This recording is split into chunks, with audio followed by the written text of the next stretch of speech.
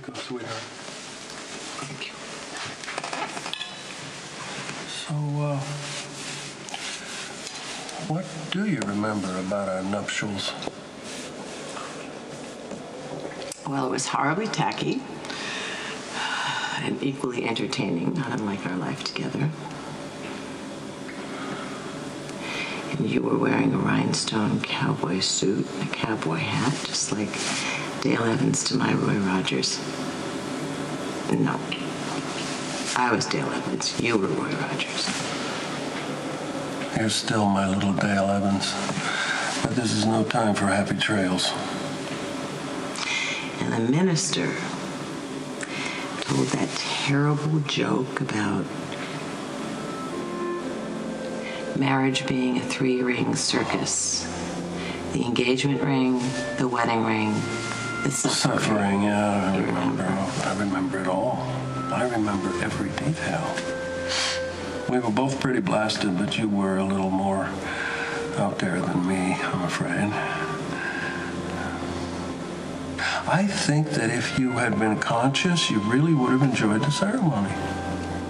Well, you were semi-conscious, and you semi-enjoyed it, didn't you? Hi. Hey. Any chance you can wait 10 minutes for lunch? I can wait. Okay, perfect. Just make yourself comfortable. I know it's a hospital. Okay. So, I'm going to make a reservation at the Metrocourt. How's that sound? Oh, okay. Why don't we go to the Tin Horn Grill instead? Oh, that's that cool place that you took me to after our second guitar lesson. Yeah. Oh my God, it has the best chorizo, didn't it? Yeah. That's right in Steve's neighborhood. It'll be great. I'm sure it's great, but I don't really feel like Tex-Mex. We can vote on it. Yeah. Or we could go back to Plan A. Which is? Which is, you buy me dinner for helping out on surgery, and we can discuss the investment at another time. I'm sorry, I didn't realize I was intruding on a private dinner. No. Okay, don't be ridiculous. Patrick is just being a baby because he gets bored talking about adult subjects like investments when we could discuss, how brilliant he is. You're right, that would be much more fun. I do want to hear about the investment, just maybe another night. We had plans. You know what? I'm buying, so it's my call. The Tin Horn Grill. I love it.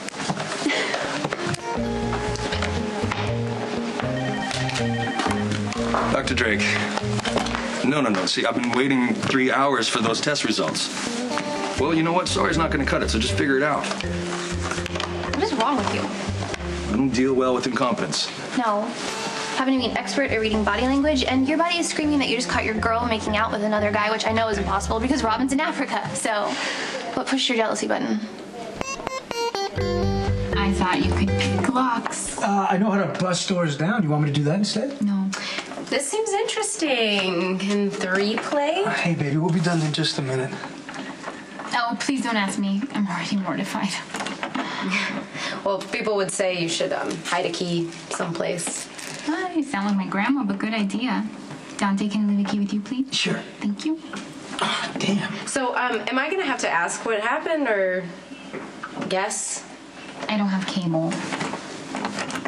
Because the cable man came, I was in the shower. By the time I got to the door, I'd thrown on this towel, and I had to go run after him. Couldn't find him. Door slammed. I'm out here, locked out. You chased the cable guy down in a towel. Oh, well, we all know how important cable is, right? But lucky for me, Dante was home. Well, it was either pick the lock or take you in for indecent exposure. There, you happy? You are my hero. Thank you. I will return your shirt later. Bye. A pretty handy guy to have around. You know. Hero. When you took me to see Ethan, I felt good for the first time in so long. Like I could start over. You can. But it all keeps coming back. All that anger and sadness. How could I be so stupid? I stayed with the guy who hit me just because he said he loved me. And then I got Ethan in trouble to protect the guy who actually did hit me. I'm a disaster.